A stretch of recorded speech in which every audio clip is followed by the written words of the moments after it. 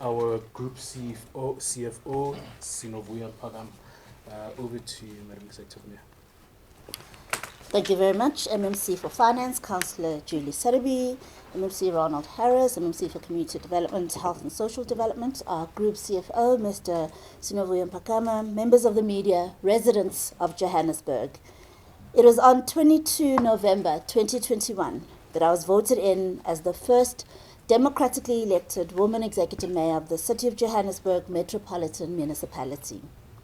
It was and remains a significant moment for the city and the country as the economic hub of the country ushered in its vision to establish Joburg as a city of golden opportunities, which is vibrant, safe and resilient, where local government delivers a quality life for every resident. Over the last 12 months, having come into office mid-financial year, we managed to pass an adjustment budget, adopt an integrated development plan for the next 5 years.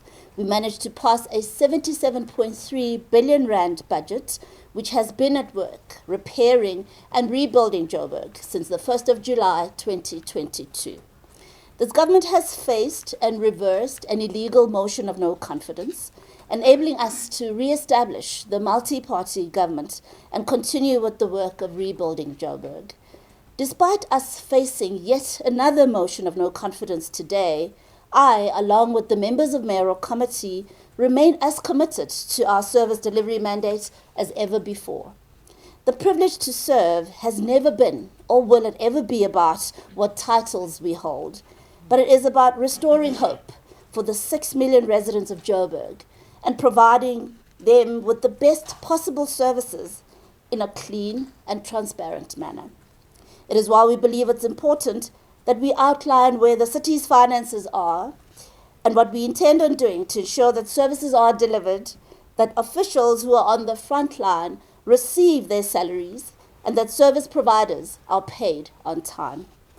Members of the media, it might seem that COVID-19 is under control globally, but people are tired of hearing of it as an excuse for everything.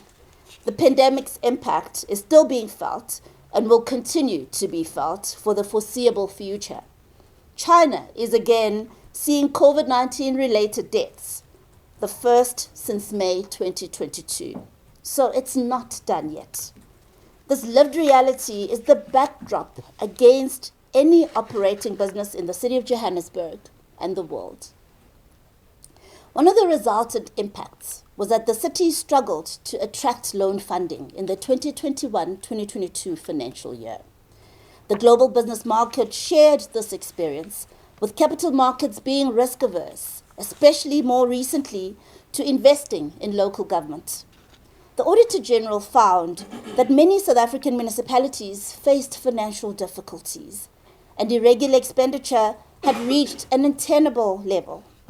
The struggle to attract loan funding was not isolated to the city of Johannesburg. We are affected by other municipalities' poor performance, as investors tend to see all governments as a single entity. Despite these challenges, we secured a 1.5 billion rand of the 3 billion rand that had been included in the 2021-22 budget framework to ensure service delivery continues. With regards to the DBSA loan, despite the claims doing the rounds in the past few weeks, the city is in a position to honor its loan repayments. As it stands today, the city's sinking fund, which is the fund that's set aside to repay loans and bonds, is adequately funded for the next 3 years. Our factual ability to honor our loan repayments brings us to today's business. Today, for the sake of the city of Johannesburg and its residents, the multi-party government will once again request council to approve the report that will secure a short-term loan. This loan will be repaid by the end of June 2023. Taking out a short-term loan is a normal business practice employed by the city of Johannesburg, as was the case during the budgeting processes we saw in the 2015-2016 financial year, 2016-2017 financial year, and in the 2018-2019 financial years. Therefore, the disinformation by a corrupt cabal that short-term loans are unacceptable and that it somehow proves that the city is broke is unjustified and a political power play at best. When presenting a city's budget to council for approval, a funding plan is included in the strategy. The plan describes how the city will raise enough money to pay for service delivery and to pay for infrastructure projects. Some of the money comes from National Treasury to run the municipality. Part of it comes from either national or provincial governments to finance specific projects. Some of it is collected from our residents, property owners and business owners, and the rest comes from long-term and short-term loans. This council approved the current funding plan on the 27th of May, 2022. In short, the city has 3 sources of funding. 1, revenue collection. 2, grants and subsidies. And 3, loans. This is not unique to Johannesburg. The city predominantly funds service delivery and building projects with revenue collected from water and electricity consumed, property rates, fines, and other services. As it happens when running any business, a shortfall between revenue received and expenses to be paid may occur. And in business terms, we have then a cash flow mismatch. As we mentioned at the start, our customers are currently hard pressed. This has resulted in a cash flow mismatch. The money owed is still shown in the debtor's book as receivable, and once it is collected, the cash flow mismatch eases. Now, as a backdrop for context, it's essential to note that the city did not meet its collection targets in the last 3 years. The decrease in revenue collection can be attributed to the economic effects of COVID-19, the massive increases in food and fuel prices due to, among others, the war in Ukraine, and the sudden increase in interest rates and inflation since June 2022, creating a downward pressure on the revenue collection efforts of the city. In the month of July, we collected 3.6 billion rands of revenue, which is only 76% of our revenue collection target. Our immediate response was to set up a revenue collection war room with a dedicated task team to increase collections as quickly as possible, which included an enhanced revenue collection campaign under the banner Operation Buya Mthetho. As a direct result of these efforts, the revenue collection for August and September jumped to 4.5 billion rand and 4.2 billion rand, respectively, raising our revenue collection to 93% of total targeted collection. And I want to thank all those who diligently continued to pay for their services.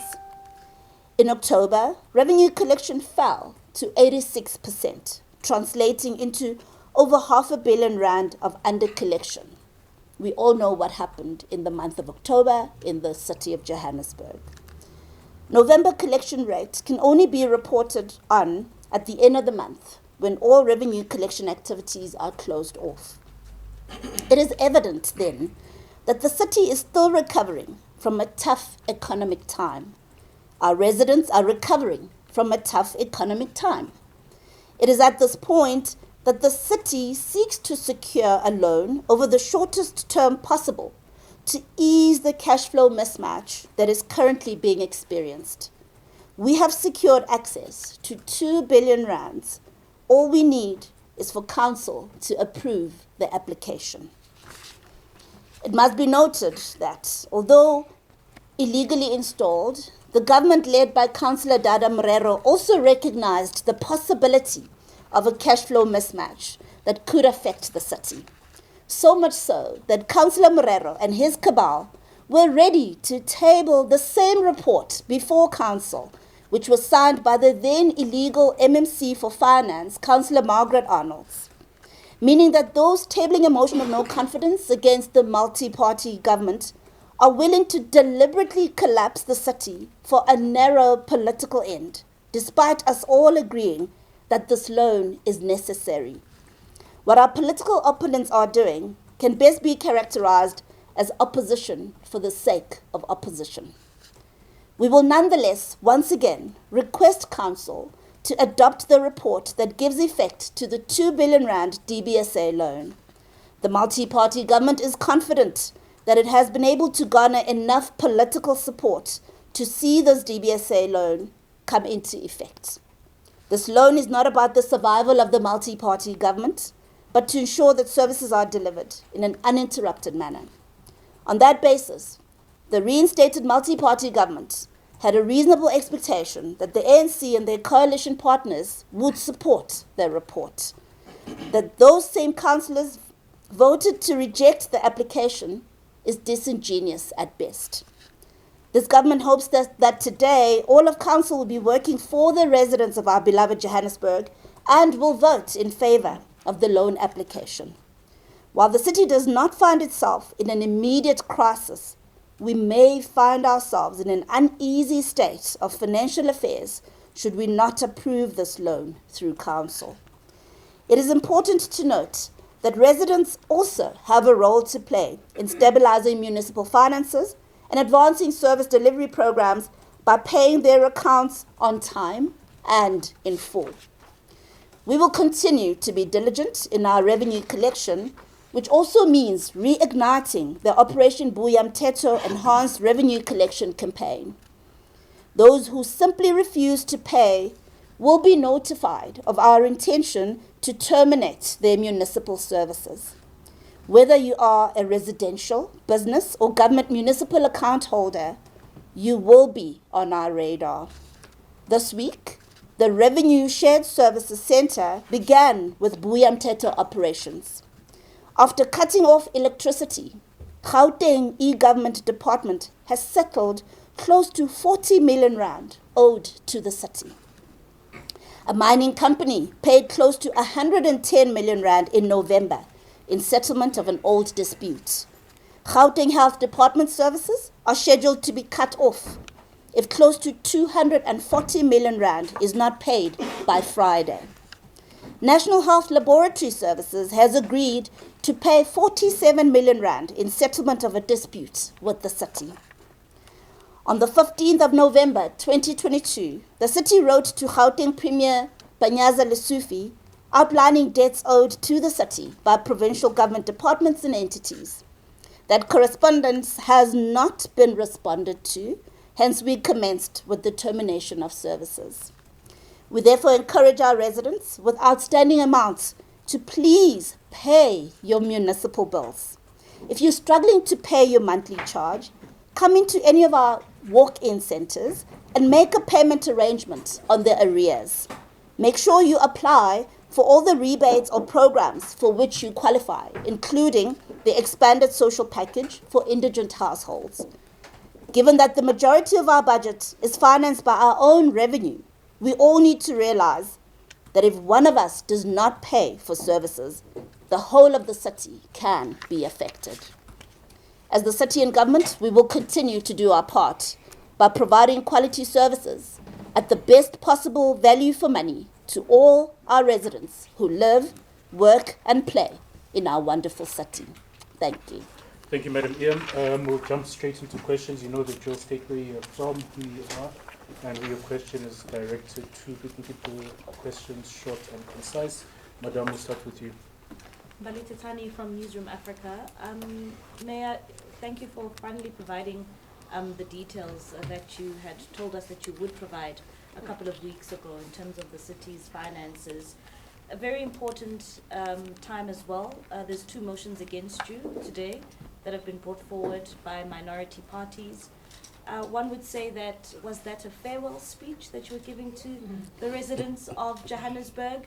How confident are you that you would be able to retain your position as the mayor and continue on doing your work in the multi-party government? Thank you. Yes, sir. I'm Tumbeling at the start. Madam Mayor, question I have is about your collection strategy. So you have been accused of neglecting collecting in rich areas. Apparently, there's a private hospital which owes the city. You wrote off debt from a private school. So are you protecting rich areas and only focusing on maybe those in poor areas to collect debt from? What's your strategy? And I know for certain that Heaven or Shaba doesn't believe you're going to make it. What do you make of the fact that your coalition partners don't believe you're going to come back as mayor? Thank you. Yes, sir. Lulam Kinan from the Business Day. Mayor, you say that if council doesn't approve the report to access the 2 billion rand DBSA loan, might find yourself in an uneasy financial situation. What does that mean in layman's terms? Will you still be able to pay staff salaries, honor your debts, and also provide continuing service to the bar? Thank you. We'll pause there. Just want to acknowledge the MMC for Group Corporate and Shared Services Councillor here, not EM, over to you. Thank you very much. I will take some of the questions and I will ask the MMC for Finance as well as our Group CFO, who are both here, to assist with some of the questions. MMC Knox, if you could also please take a seat. They tried to make me.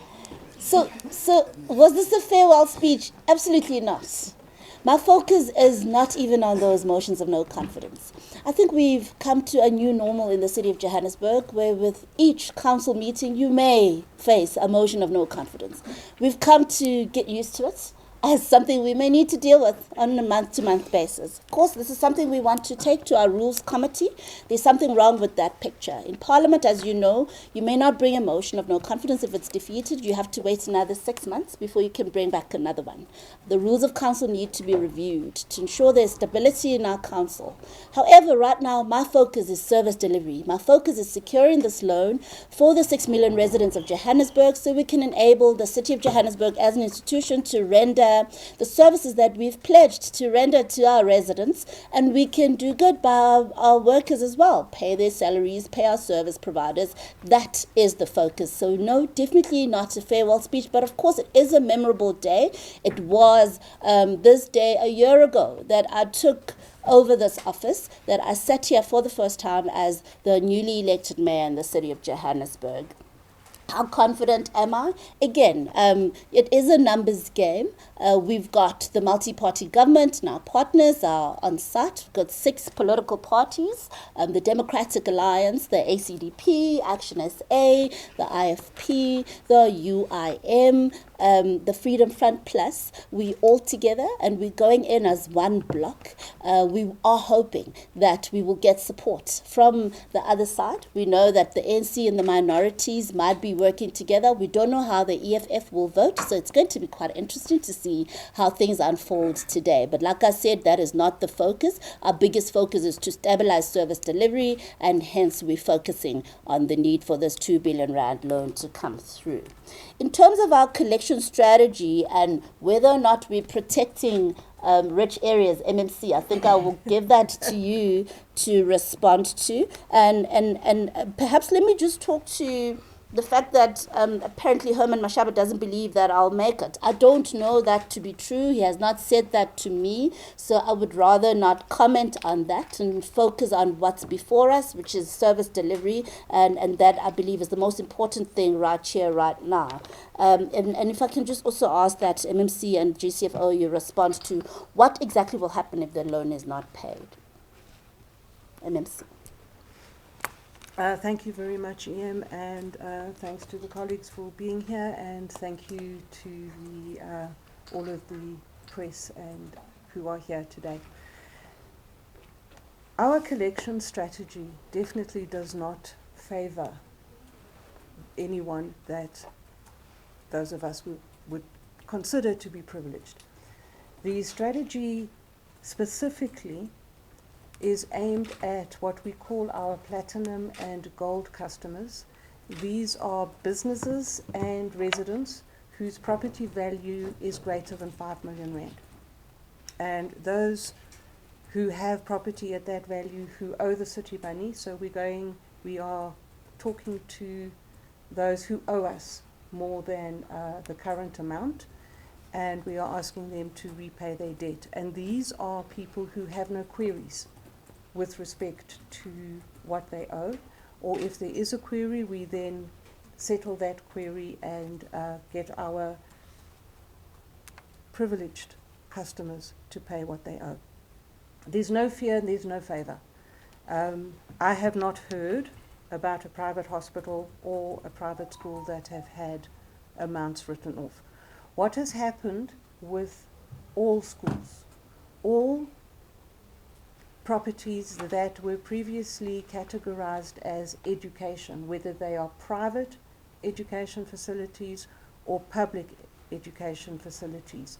With respect to the property rates change that took place, and their rates increased dramatically on the 1st of July, what we have done for those, all of them, private and public schools, we have applied a monthly rebate so that that increase in effect is no more than the current inflation rate. That is what we have done, and again, if that institution was categorized as education, they receive that particular write-off. With the current budget and the current annual property rates review, we will be looking at those categories again and have an answer for the next financial year. Paying salaries, absolutely, we are paying salaries. We pay Eskom and Rand Water within the 14 days that we have to pay them. So if you think that, if you consider that we buy water from Rand Water, we pay them what we bought from them within the 15 days that is legally required, and more than half of our debtors book of money owed is people who haven't paid for water.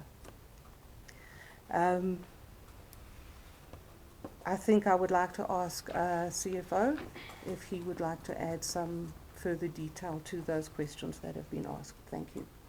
Right, thank you, Executive Mayor, and thank you, MMC. And good morning to the members of the media. As the EM has said, if the loan is not passed, the city will find itself in an uneasy state of financial affairs. But I do want to clarify that does not translate to the city being in financial crisis in any way. The consequence of the loan not being passed will be that the city may run the risk of not meeting some of its liquidity reporting requirements. But insofar as the key expenditure that the city incurs, the Treasury Department of the city has come up with a process to ensure that these are prioritized. These include bulk purchases, so for water and electricity, salaries, finance costs, loan redemptions, third-party payments, which includes payments to service providers, our VAT to SARS, rentals, and our fleet. And I just want to emphasize that the city of Johannesburg is amongst the very few cities in the country that do not have outstanding accounts to both Rand Water and to Eskom. What we owe to both is only current. There is nothing that is beyond 30 days. Thank you. Thank you, Ian. Thank you very much. We're also joined by the youthful MMC for Human Settlements, Councillor Mlungisi Mabaso. We'll take another round of questions. I'll start with Miloto. Please keep it short and sweet. Thank you. Executive Mayor, I have just 4 short questions. You currently are writing debt. How much do you plan to write off in total? Debt that cannot be recovered altogether. But there was also an accusation, I think several weeks back, by one gentleman who identified himself as the advisor of the minority party, who said that apparently there's an insurance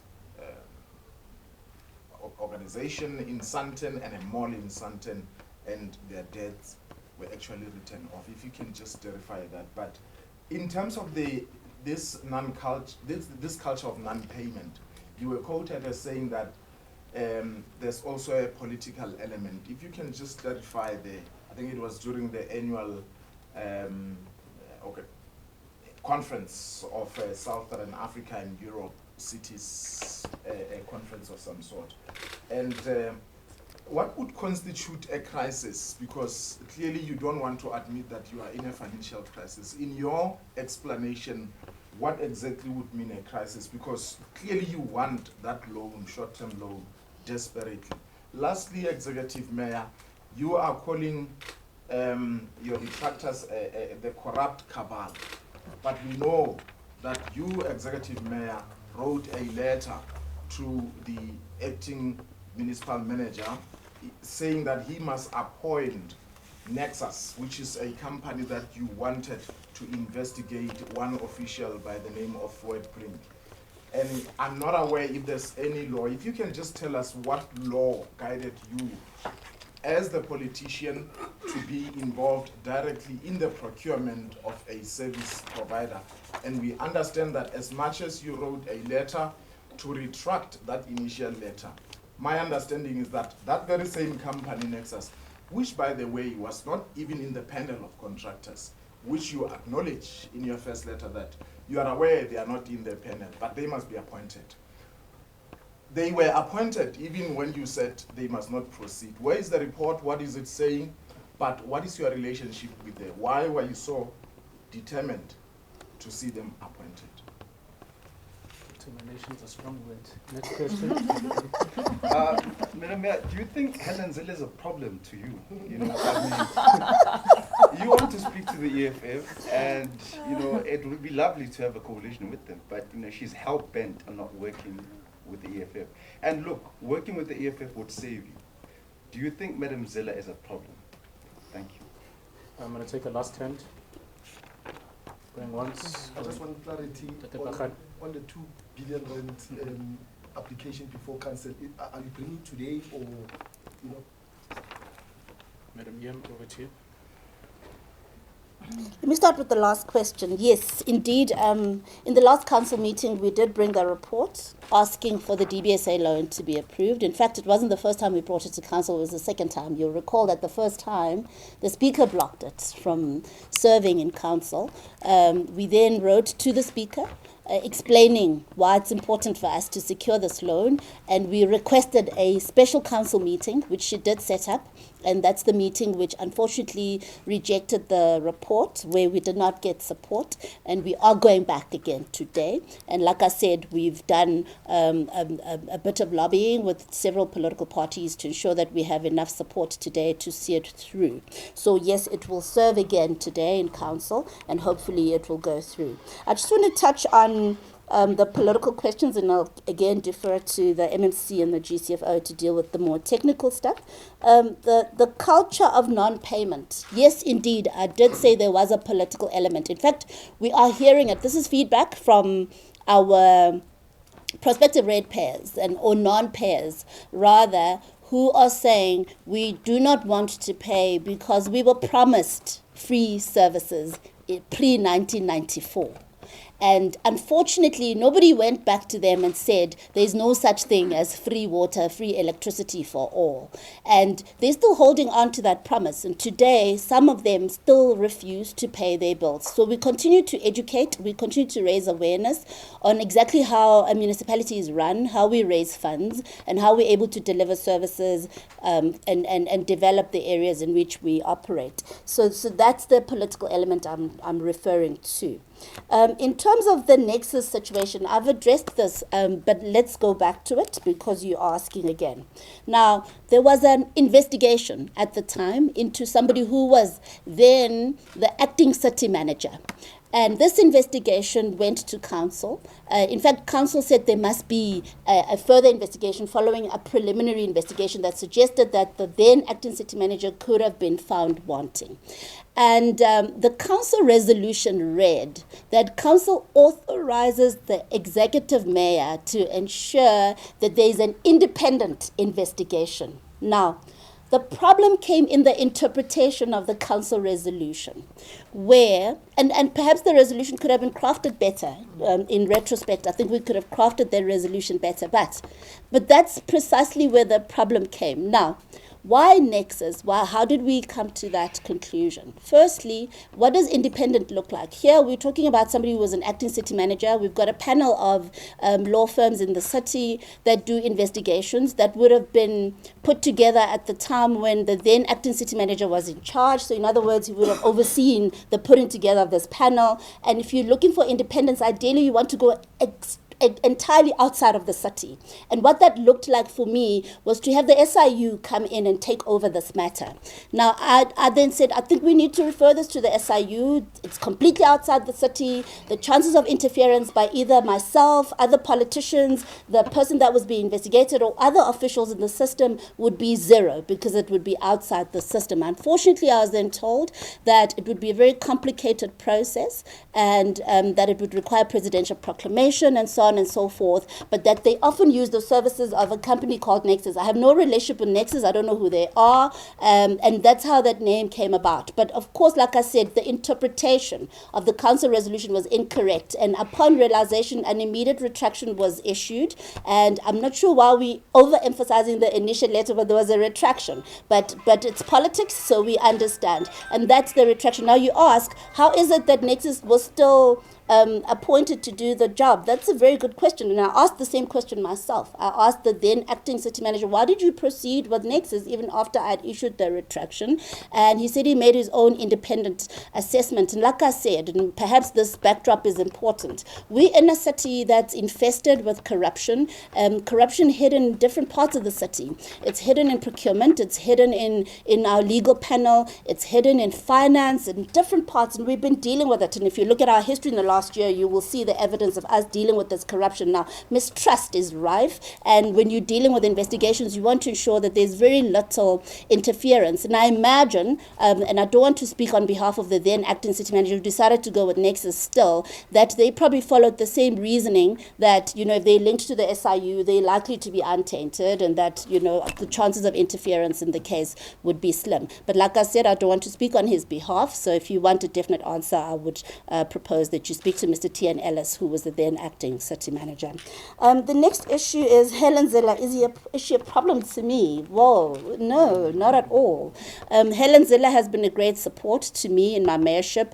You will recall that Helen Zille was a mayor in the city of Cape Town in a coalition of 7 political parties.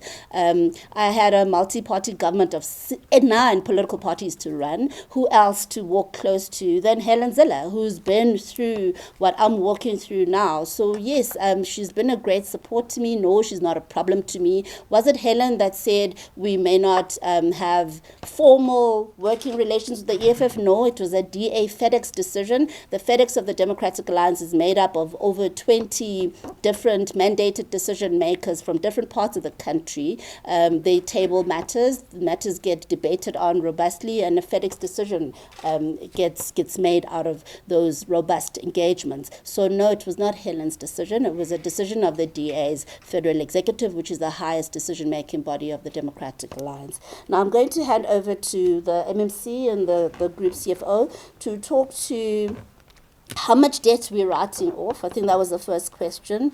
This allegation of a mall and an insurance company in Sandton whose debt we allegedly wrote off, I think we need to address that. What would constitute a crisis, GCFO? I think you can spell that out for us. And lastly, I think that's about all. I've dealt with everything else. Thanks. Thank you very much, Ian, and thank you for the questions. So the current debtors book sits at 47 billion rand. 38 billion rand of that is in the 90-day plus bucket of money that is owing to the city. Every few years or so, the city engages on what is called what we call internally of a bulk write-off, and this year that bulk write-off is in the region of 7 billion rand. And those accounts that have amounts written off, they come from various types of arrears. So there's the legal requirement of debt prescription that we have to honor. There are court orders that we have to honor. ESP, those who successfully apply for our ESP package, if there is any arrears on those accounts and they are accepted on the package, those arrears get written off. Our very successful debt rehabilitation program that we ran, those are the accounts that have their amounts written off. we certainly don't look for specific customers, specific institutions to say that's the write-off that we're going to do. It is an unemotional exercise to find all of these customers who qualify to have their debt written off. And as I say, that happens every 3 or 4 years or so. Thanks, EM. Okay, please. All right, thank you, EM and MMC. Colleagues, so the EM made reference earlier on to the fact that for the past 3 years, the city has been struggling to meet its revenue collection target. And in the months of July and in October, the revenue collection targets in those specific months fell below the 90%. Now, as a city, we are required to respond when we see that our revenue targets are not being met. And part of that response has been us implementing very strict expenditure and cash management guidelines. So in implementing those expenditure and cash management guidelines, we've categorized a set of expenditure which we are not able to. Can you try and avoid the stand? Thank you. Apologies. So in meeting those strict management guidelines, there's a set of expenditure that we have categorized as being non-negotiable. It has to be met. Otherwise, the city may face itself being in default. So what would then constitute a crisis would be a failure for the city to meet its bulk purchase obligations, its salary obligations, finance costs and debt redemptions, and its VAT obligations to SARS. That's what I would define to constitute a crisis. So we definitely not at this point, and I would say it's not a crisis. Thank you very much, Madam EM. Parting words. Maybe before she does, a quick one, Mabine. The 240 million rand that the health department owes, what type of services are you likely to cut? Because I guess people will want to know the impact that will have. GCFO, you want to respond to that? So the debt that is owed by the Department of Health, it's specifically for a hospital, and it is the water account that they have. So it would be the water account that then gets cut off. Thank you. Yeah, we believe that there is an element of taking advantage of the municipality by the provincial government, because we're not quick to cut off services from a hospital. It's difficult. It's a moral issue, and we believe that they are taking advantage of that. And unfortunately, it's costing our residents. It's not fair. Our residents deserve to get that money into the city and get the services that they should be getting from that money. So unfortunately, we have written to the Premier. He has not responded. We will continue to reach out. But in the meantime, we've issued those termination notices, and if there's no movement, we'll unfortunately have to cut. My parting words are, thank you so much for your time. Thank you to all our residents, our ratepayers, all of you who take your responsibilities seriously and help us collect the money that we are collecting to keep the city going. To those of you who are not paying and who have capacity to pay, we hope that now you understand the importance of every rand. You are part of a team that's building the city, and we appeal to you to do the right thing. Every rand counts. Please come into our offices, pay your accounts. If you can't pay, please make an arrangement and at least pay your arrears. Every single rand counts. Now, to those of you who can't pay, we also have some programs for you. We've got the expanded social package. If you are indigent, please do register and make sure that you're accessing free basic water, free basic electricity, and other free basic services that you're eligible for as an indigent resident in the city of Johannesburg. We want to assure you the multi-party government remains committed to building the city. We've got a plan in place. We've got a capable MMC for finance and a GCFO at the helm, making sure that your finances are well taken care of. We continue to fight corruption, making sure that every rand is spent on you where it should be spent. We're committed to you. We're confident today we will defeat the motion of no confidence. We will secure the 2 billion rand DBSA loan. We will render services for you, and we will see you to the end of this term building and repairing our city. We count on your support, and we thank you. Thank you, Madam Executive Mayor, members of the Mayoral Committee, as well as our CFO.